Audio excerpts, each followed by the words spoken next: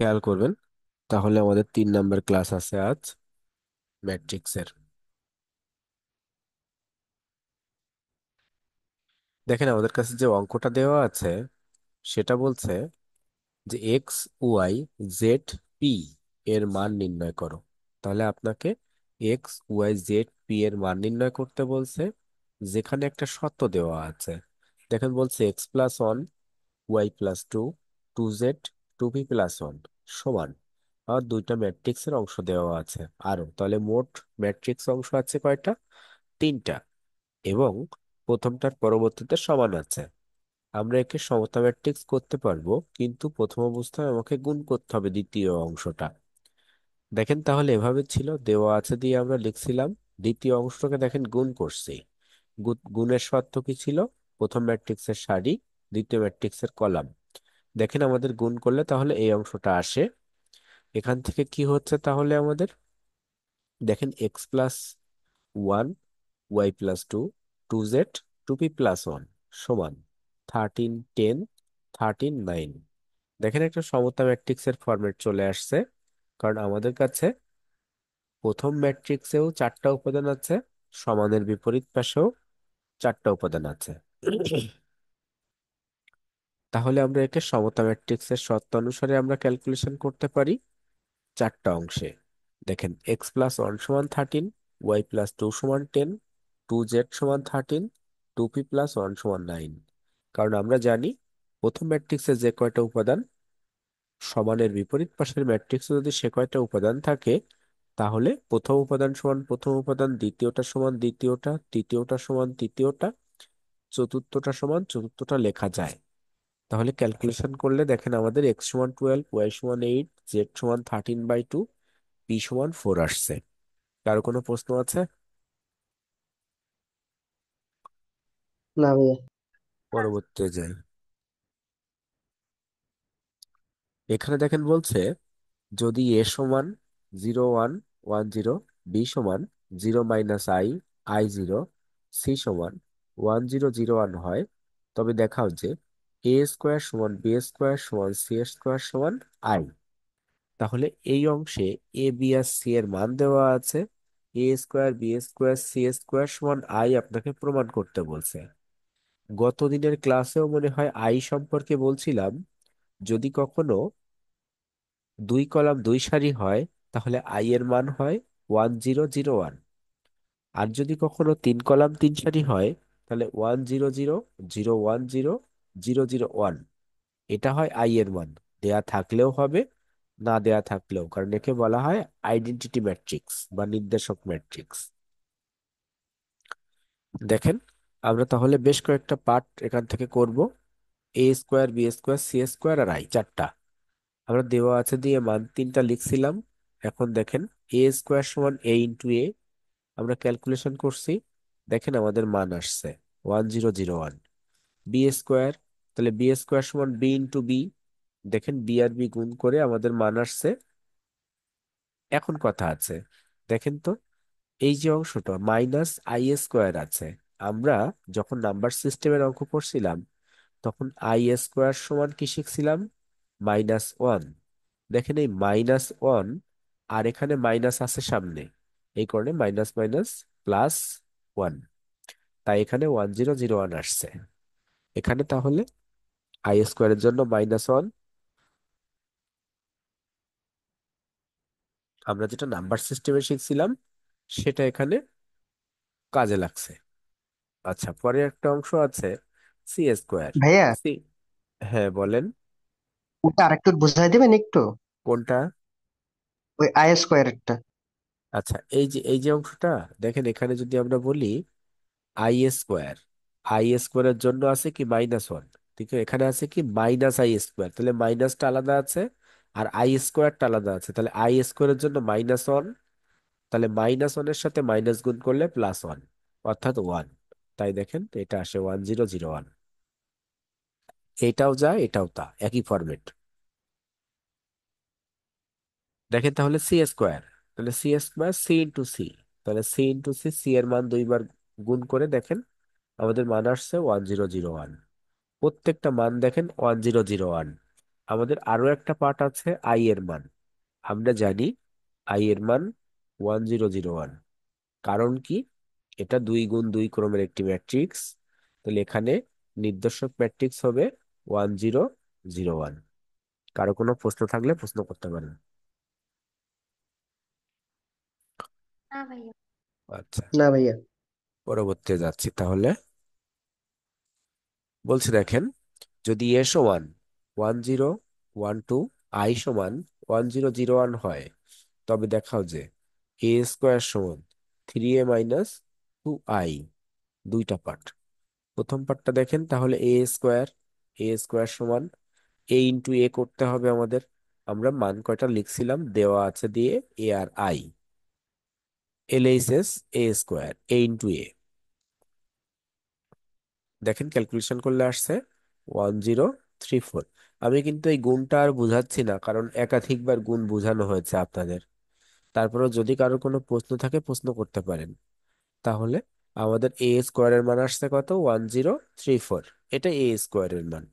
পরবর্তীতে দেখেন 3a - 2i আছে।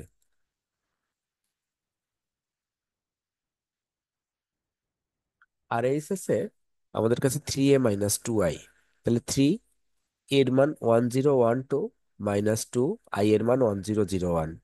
দেখেন 3 আর 2 দিয়ে প্রথম অবস্থাদেরকে গুণ করতে হবে। তাহলে গুণ করলাম। পরবর্তী অংশে এসে দেখেন যোগ বিয়োগ করলে, অর্থাৎ বিয়োগ ফরম্যাট, 1034। তাহলে আমরা দেখলাম দুইটা পার্ট সমান, এলএইচএস সমান আর এইচএস শর্ট।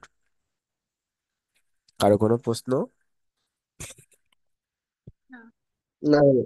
পরবর্তী যাচ্ছে।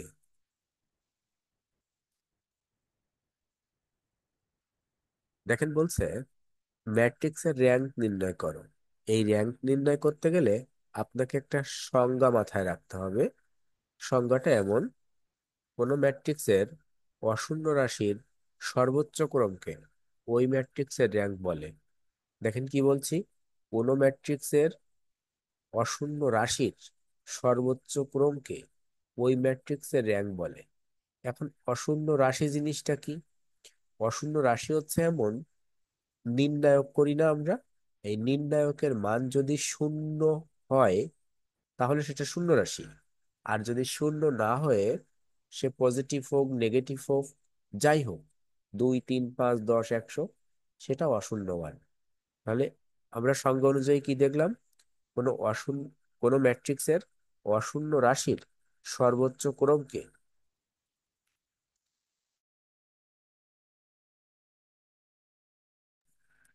ওই ম্যাট্রিক্সের র্যাঙ্ক বলে। ভাইয়া তাহলে র্যাঙ্ক, সংজ্ঞাটা আর একটু বলেন ভাইয়া। অবশ্যই, কোনো ম্যাট্রিক্সের অশূন্য রাশির, কোনো ম্যাট্রিক্সের অশূন্য রাশির সর্বোচ্চ ক্রমকে, কোনো ম্যাট্রিক্সের অশূন্য রাশির সর্বোচ্চ ক্রমকে ওই ম্যাট্রিক্সের র্যাঙ্ক বলে। ঠিক আছে ভাইয়া। আচ্ছা, এখন দেখেন তাহলে আমরা এই অংশটাকে যদি ক্যালকুলেশন করতে চাই, দেওয়া আছে দিয়ে লিখলাম।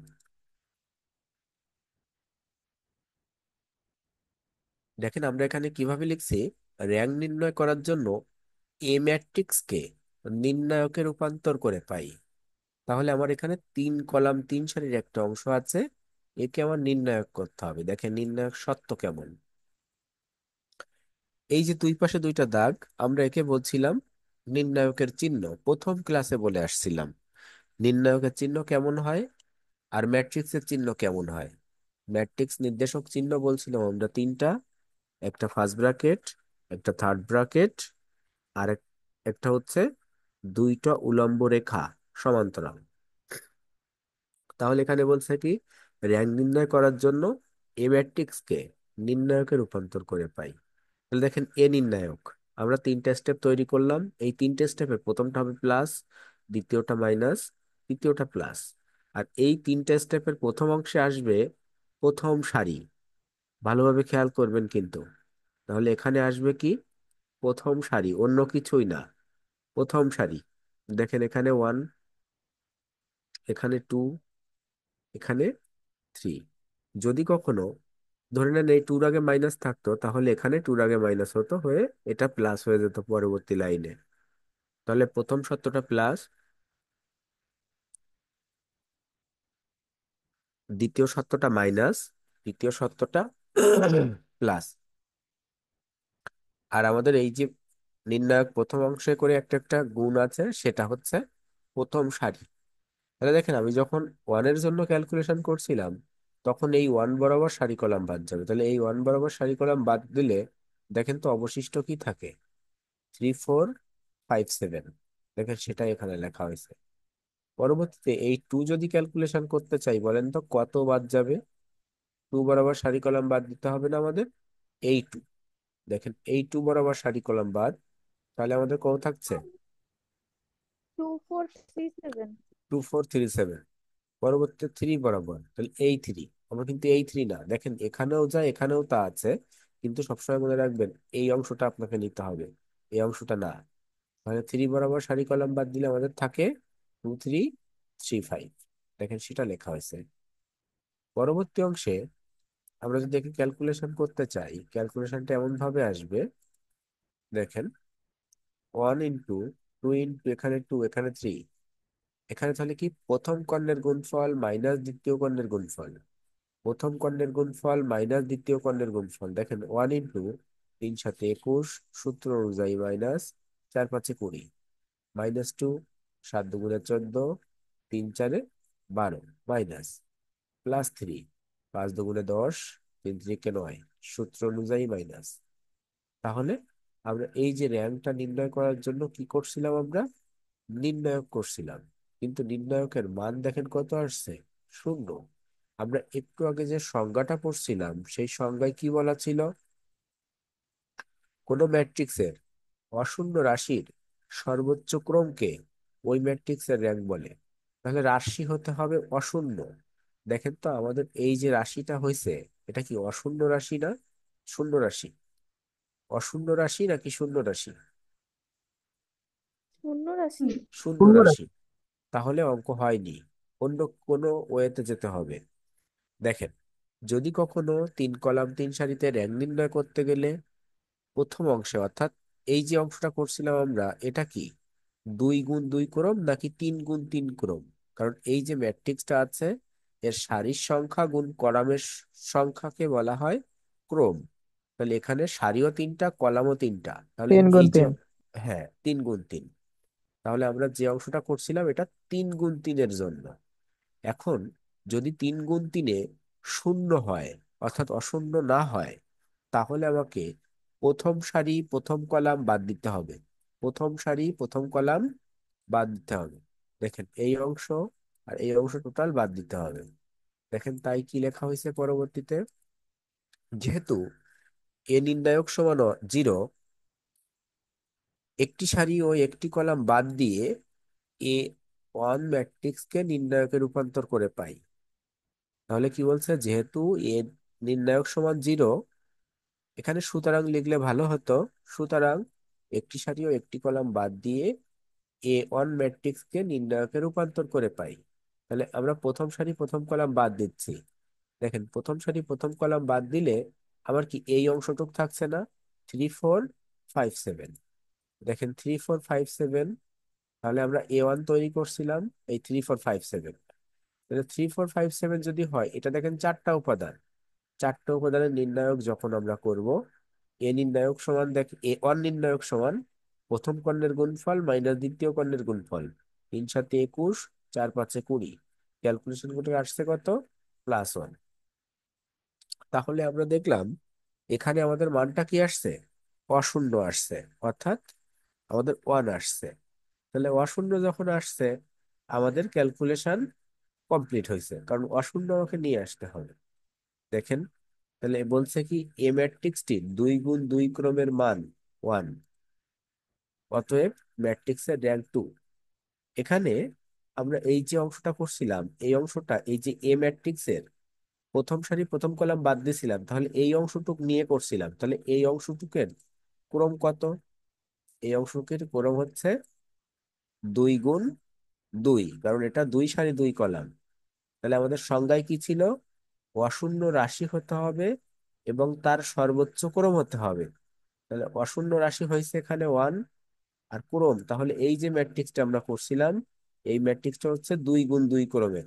তাহলে 2 × 2, তাহলে সর্বোচ্চ বলতে কি ওই দুইয়ের যে কোনো একটা, কারণ আমার সমান আছে, তাহলে যে কোনো একটা নিলেই হচ্ছে। তাই অতএব ম্যাট্রিক্সের র্যাঙ্ক 2। কারো কোনো প্রশ্ন আছে? না ভাইয়া। আচ্ছা, এখন দেখেন পরের দুইটা অঙ্ক বাসার কাজ। কিন্তু আবার দেখেন দ্বিতীয় অঙ্কটা এ সমান দেওয়া আছে, কিন্তু তৃতীয় অঙ্কটা শুধুমাত্র অঙ্কটাই দেওয়া আছে। এরকম একটা তথ্য দিয়ে বলা আছে ম্যাট্রিক্সটির র্যাঙ্ক নির্ণয় করো। তখন আপনি করবেন কি, প্রথমে দেওয়া আছে দিয়ে যে অংশটা দেওয়া আছে সেটা লিখবেন, পরের অংশে ধরি এ সমান ওই অংশটা লিখবেন। কারণ আপনাকে নির্ণায়ক করতে গেলে যে কোনো একটা চলকের নির্ণায়ক করতে হবে, এই কারণে ওকে এক্স বা এ বা বি যা ইচ্ছা ধরে নিতে পারেন আপনারা।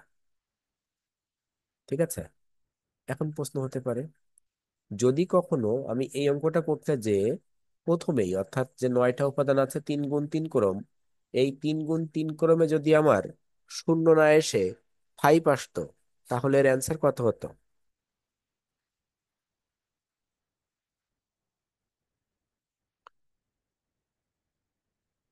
ধরে নেন হ্যাঁ, এখানে ফাইভ 5 আসছে, নির্ণায়ক। এখানে ধরে নেন 5 আসছে, তাহলে নির্ণায়ক হ্যাঁ বলেন। নির্ণায়ক 5 আসতো আর ম্যাট্রিক্স এর র্যাঙ্ক আসতো 3 × 3। 3 গুণ 3 না 3, অর্থাৎ লিখতে হতো এ ম্যাট্রিক্সটির 3 গুণ 3 ক্রমের মান 5, অতএব ম্যাট্রিক্সটির র্যাঙ্ক 3। বুঝতে পারছেন? কারো কোনো প্রশ্ন আছে? না ভাইয়া। না ভাইয়া।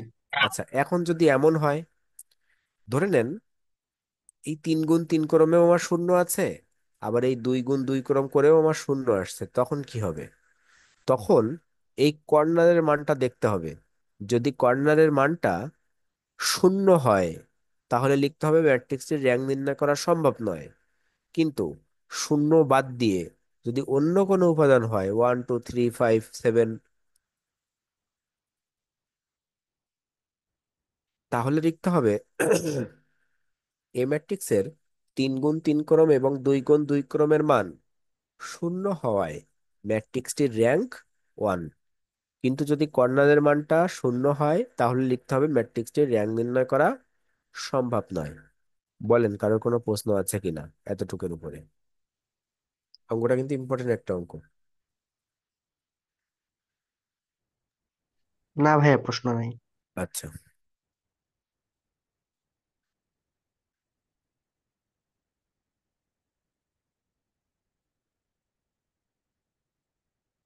দেখেন বলছে যদি এ সমান 2 3 5 7 হয়, তবে এ ইনভার্স সমান হট, অর্থাৎ a⁻−1 একে বোঝায় ইনভার্স ওয়ান, অর্থাৎ মাইনাস বলতে বোঝায় বিপরীত। তাহলে এটা আমাকে নির্ণয় করতে বলছে। দেখেন তো এটা করার জন্য আমি কি করছি। আমরা জানি দেওয়া আছে এ সমান 2 3 5 7, দেওয়া আছে 2 3 5 7, আমরা জানি দেখেন এ ইনভার্সের সূত্র হচ্ছে এটা 1/a determinant into adjoint of A matrix. খুব ভালোভাবে বুঝবেন, আগামী দিন এই ইনভার্সের উপরেই টোটালটা ক্লাস। অর্থাৎ আপনাকে ইনভার্স থেকে 10 মার্কসের অঙ্ক আসে, সেই হিসাবে একটা ছোট অঙ্ক আপনাকে দেয়া হয়েছে বোঝার জন্য। আগামী দিনে এই ইনভার্সের উপরে ক্লাস করব টোটাল অংশটা। দেখেন এখানে কি বলছে, আমরা জানি এ ইনভার্স সমান 1/a determinant into adjoint of A matrix. আচ্ছা, এটা হচ্ছে সূত্র। আমার কাছে এ ইনভার্স সমান জানতে চাইছিল, তাই আমরা সূত্রটা লিখলাম। এখন দেখেন এই সূত্রে মান বসাতে গেলে আপনাকে কি কি করতে হবে?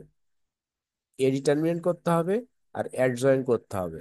আমরা ডিটারমিনেন্ট এইমাত্র শিখে আসছি, যখন 4টা উপাদান থাকবে, প্রথম ম্যাট্রিক্সের, সরি, প্রথম কর্ণের গুণফল মাইনাস দ্বিতীয় কর্ণের গুণফল, তাহলে 7 × 2 = 14, 3 × 5 = 15, দেখেন -1। তাহলে এই অংশটা আপনারা বুঝছেন এর আগে। এখন দেখেন কোফ্যাক্টর, মনে রাখতে হবে যদি আপনার অ্যাডজয়েন্ট বের করতে হয়, তাহলে অ্যাডজয়েন্ট করতে গেলে কোফ্যাক্টর তৈরি করতে হয়। দেখেন কোফ্যাক্টর এখানে তিনটা লাইন আছে, অর্থাৎ কোফ্যাক্টরের দুইটা লাইন পরবর্তীতে আসে আসছে অ্যাডজয়েন্ট অফ এ ম্যাট্রিক্স। তাহলে এই কোফ্যাক্টরটা কিভাবে হয়েছে? দেখেন কোফ্যাক্টরটা তুলনা করতে হবে আপনার সব সময় 9 উপাদানের সাথে। 9 উপাদান বলতে কি? 3 গুণ 3 ক্রম। দেখেন এখানে এরকম 3 গুণ 3 ক্রম যদি কখনো আমরা লিখতে চাই, তাহলে তার এখানে 9টা উপাদান থাকে, একটা, দুইটা, তিনটা, চারটা।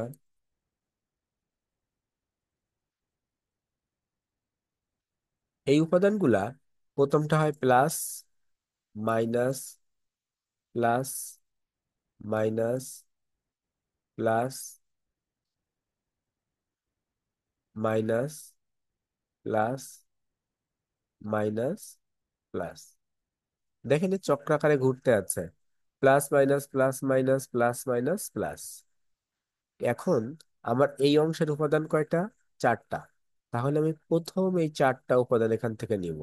তাহলে দেখেন তো, প্রথম 4টা উপাদান নিলে প্রথমটা কি? প্লাস, পরেরটা মাইনাস, পরেরটা মাইনাস, পরেরটা প্লাস। দেখেন তো এই জায়গাটা খেয়াল করে, ভিতরের অংশগুলো লেখার দরকার নেই, দেখার দরকার নেই, ডিজিট গুলো দেখার দরকার নেই, ডিজিট বাদ দিয়ে দেখেন তো ওই ফরম্যাটটা কি আছে? Plus minus minus plus. হ্যাঁ। হ্যাঁ ভাইয়া। আচ্ছা, তাহলে এখন এই 5, 7, 5, 3, 2 কিভাবে আসছে? প্রথম যে অংশটা এটা, এটা কার জন্য? এটা এই চারটার এই 2 এর জন্য না? তাহলে 2 বরাবর সারি কলাম বাদ দিব। দেখেন যেটার জন্য ক্যালকুলেশন করব সেটা বরাবর সারি কলাম বাদ, তাহলে কত থাকে? 7। একইভাবে এখানে কত?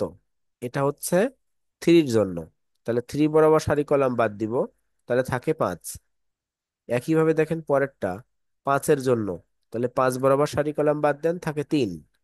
লাস্টেরটা, এই অংশটা 7-এর জন্য, তাহলে 7 বরাবর সারি কলাম বাদ দেন, থাকে দেখেন 2। বুঝছেন? জি ভাইয়া। আচ্ছা, তাহলে এই যে অংশটা আমাদের কাছে আসছে, এখান থেকে দেখেন আমরা শুধুমাত্র যোগ বিয়োগ সম্পর্ক ক্যালকুলেশন করলাম এখানে, কিন্তু অ্যাডজয়েন্ট কিভাবে হয়েছে মনে রাখতে হবে। কোফ্যাক্টরের সারিগুলোকে কলাম আকারে সাজালে অ্যাডজয়েন্ট হবে। কোফ্যাক্টরকে সারিগুলোকে কলাম আকারে যদি আমরা সাজায় লিখি, তাহলে সেখানে অ্যাডজয়েন্ট হবে। দেখেন আমার এখানে কোফ্যাক্টরের এটা সারি ছিল, এটা হচ্ছে দেখেন কলাম, এটা প্রথম সারি, এটা হচ্ছে প্রথম কলাম, এটা দ্বিতীয় সারি, এটা হচ্ছে দ্বিতীয় কলাম। ঠিক আছে, কারো কোনো প্রশ্ন আছে? না ভাইয়া। আচ্ছা, এখন তাহলে আমি এই যে সূত্রটা লিখে রাখছিলাম, অ্যাডজয়েন্টের মানও পাইছিলাম, আবার কি নির্ণায়কের মানও পাইছিলাম। তাহলে এ নির্ণায়কের মান কত? -1। আর অ্যাডজয়েন্টের মান কত? এই লাস্টেরটা। তাই দেখেন আমি এখানে লিখছি সেই মানটা। দেখেন সমান 1/-1, 7-3 - 5 2। তাহলে 1/-1 আছে না, এই 1/-1টাকে আমার উঠাতে হবে। তাহলে 1 আর -1 ভাগ করলে কি -1 হয়? তাহলে -1 এই সব অংশের সাথে গুণ। দেখেন -1, 7-3 - 5 2। এই মাইনাস দিয়ে সবার সাথে গুণ করছি, তাহলে মাইনাস দিয়ে গুণ করলে কি হয়? প্লাস গুলো মাইনাস হয়ে যায়, মাইনাস গুলো প্লাস হয়ে যায়। তাই -5 3 5 - 2। অঙ্ক কমপ্লিট। কারো কোনো প্রশ্ন আছে? না। আচ্ছা, সম্ভবত আজকের ক্লাসে পর্যন্তই, দেখি এরপরে আর স্লাইড আছে কিনা। না, নাই। তাহলে এই অঙ্কটা আপনারা চেষ্টা করবেন আবারও বাসায়। অঙ্কটা কিন্তু ঝামেলা আছে, এই টোটালটার উপরে ভিত্তি করে এর পরের পরের অঙ্ক ক্যালকুলেশন করতে হবে। এর পরের অঙ্ক সব নির্ণায়কের অঙ্ক, এই কারণে আজকের আমি অঙ্ক করাচ্ছি না। এটা আপনারা বাসায় প্র্যাকটিস করবেন। ঠিক আছে, ধন্যবাদ আপনাদেরকে। মিলন ভাইয়ের সাথে যোগাযোগ হচ্ছে এখন আপনারা কি, আপনাদের সাথে?